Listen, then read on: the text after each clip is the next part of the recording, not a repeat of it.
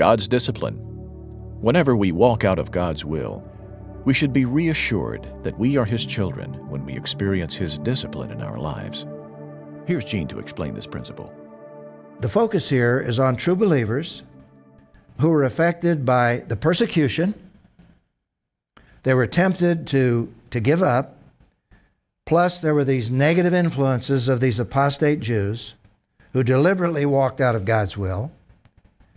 And so consequently, believers, even believers, were following and entering into behaviors. They hadn't stripped down from the sin. They had allowed this stuff to come into their lives. And so God was disciplining them. So they need reassurance. So here's what we read in 12:3 and 4.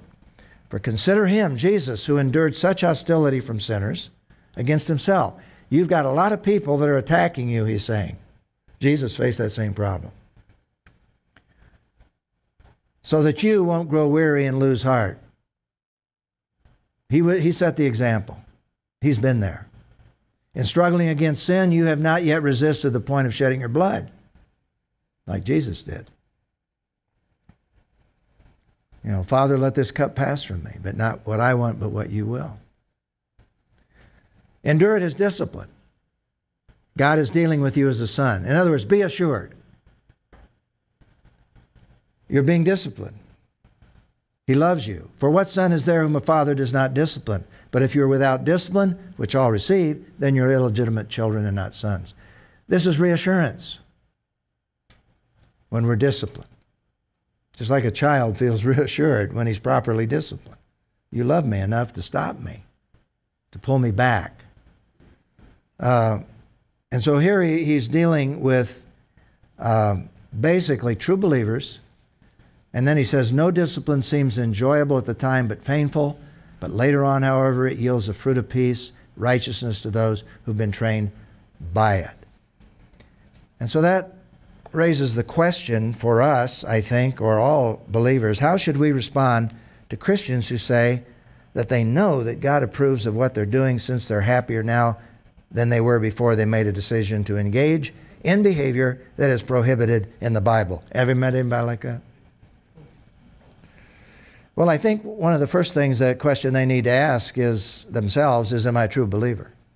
Or am I just an illegitimate child? I say I'm a believer. There's no discipline in my life. Am I a true believer? Now, they may be.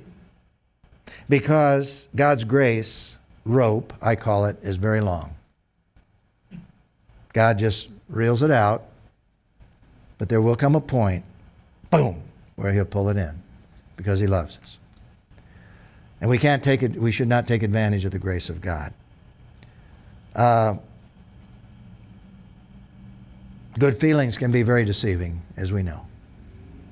That's not a sign we're in the will of God. But in the long run, in the long haul, we come to the place where we say, man, that was a horrible mistake. Sometimes I think it may even take a lifetime. That's how long God's grace rope is. And then we'll face the real natural consequences of walking out of the will of God. So I think we need to be very careful that we don't take advantage of the grace of God, simply because God doesn't reach down immediately and pull us in. But when He does, that's very reassuring. He loves us. Now, the flip side of that is, let's be careful, because bad things happen to good people.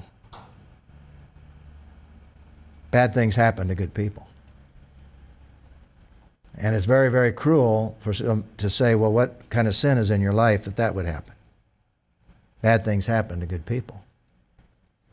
And we need to help people be reassured if they can't find sin in their life, not to be blaming themselves and saying, well, there must be some sin in my life because what's happening to me. So we've got to be very cautious. I think in this sense, it was very obvious that they had walked out of the will of God and God was disciplining them to bring them back. And so when we walk out of God's will, we should be reassured that we're His children when He experiences discipline in our lives. We need to say, thank you, Lord, for bringing me back. getting my attention and helping me to focus on what is right.